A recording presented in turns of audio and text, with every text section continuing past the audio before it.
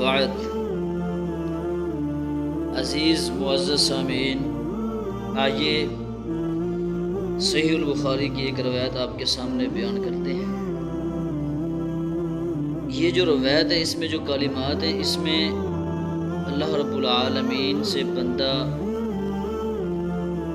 8 مصیبتوں سے نجات حاصل کرتا ہے، اللہ سے پناہ مانگتا ہے، ان چیزوں سے فریاد رسی کرتا ہے۔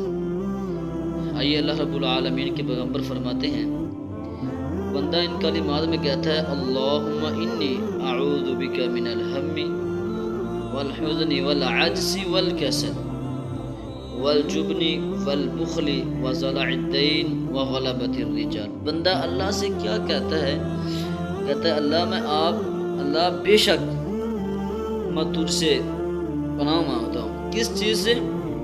من الہم، فقر سے، والحزن، غم سے، پریشانی سے، والعجز، عاجزی سے، والکسل، اور اللہ میں پناہ مانگتا ہوں کس چیز سے؟ سستی سے، والجبن، اور بزدلی سے، کمزور دلی کی وجہ سے اللہ میں آپ سے پناہ مانگتا ہوں، والبخل، اور بخل کی وجہ سے، کنجوسی کی وجہ سے۔ اللہ مجھے مال دیا ہے، اللہ مجھے کنجوس نہ بنا دینا، فراخ دل بنانا کہ میں تیرے راستے میں مال خرچ کرتا رہوں۔ وضلع الدین، اللہ یہ جو قرض چڑھ جاتا ہے نا، اللہ اس کے متعلق میں آپ سے پناہ مانگتا ہوں۔